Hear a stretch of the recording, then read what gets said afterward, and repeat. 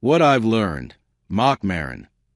The finale of Marc Maron's acclaimed podcast, WTF with Marc Maron, came out October 13th after 16 years and more than 1,600 episodes.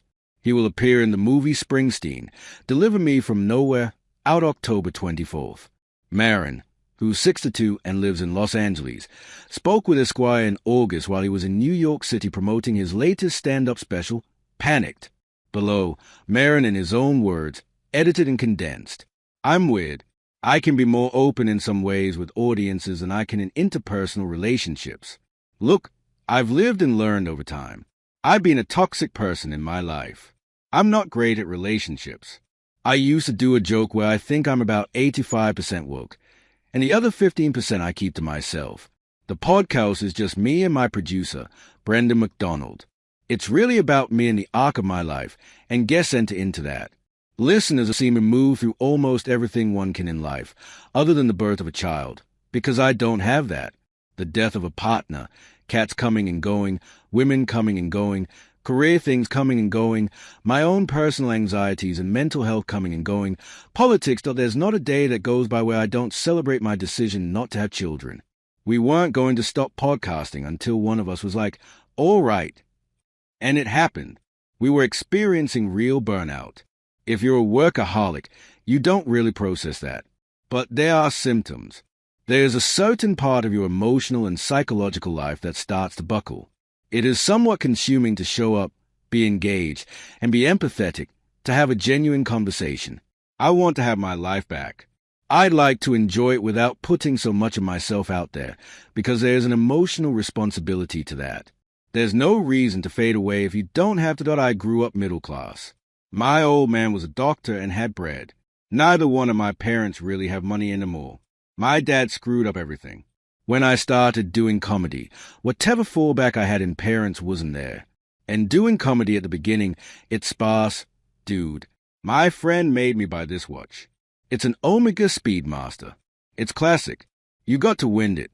Though, my girlfriend is like, doesn't it just wind itself? I'm like, no. This is how watches used to be. She's a little younger than me. I used to say that I never really felt that life was going by quickly. When you're in it, you're like, it's plodding by. Then, all of a sudden, it's like, oh my God, how am I the oldest guy in the room? I didn't really have a sense of age of these younger comics, like John Mulaney or Nate Bargatze. I always saw them as my peers. Then you hit 60 and you're like, you guys are 40. What? When did that happen? I like Springsteen, but I'm not necessarily a Springsteen guy. What have I learned from being divorced twice? Just give them the money. Please. Drama is a way to avoid intimacy. Even when you both end up crying, that doesn't mean you're being intimate. It just means you're devastating each other. I'm sure that intimacy and sex with somebody that you love and have an open-hearted relationship with can be amazing. Maybe I've experienced it a few times.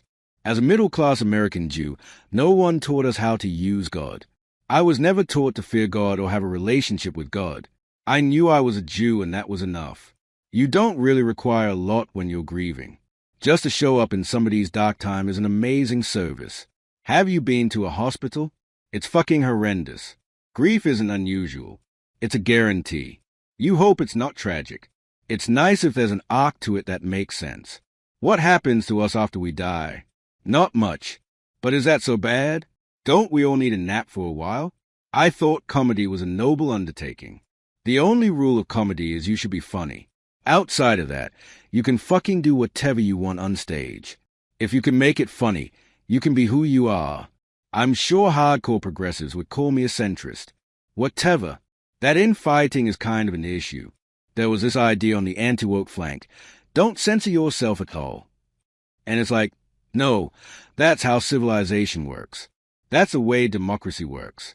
You learn tolerance, and you behave properly in certain situations. Now that's gone. I don't know how democracy works without tolerance and compassion. I went to see a concert. Behind me was a mentally challenged kid. Grown up, he was having a great time. Standing next to him was his father, I guess, who just had this look of, like, it's a hard life, and we do the best we can. I don't know. I'm like, I get it. And I don't need to use that word. To get vulnerable and understand why you're an asshole as opposed to double down on being an asshole is a choice. If you can change one or two people to either think differently or help them out, that's not nothing. I don't know what else I can do. I'm not going to run for office.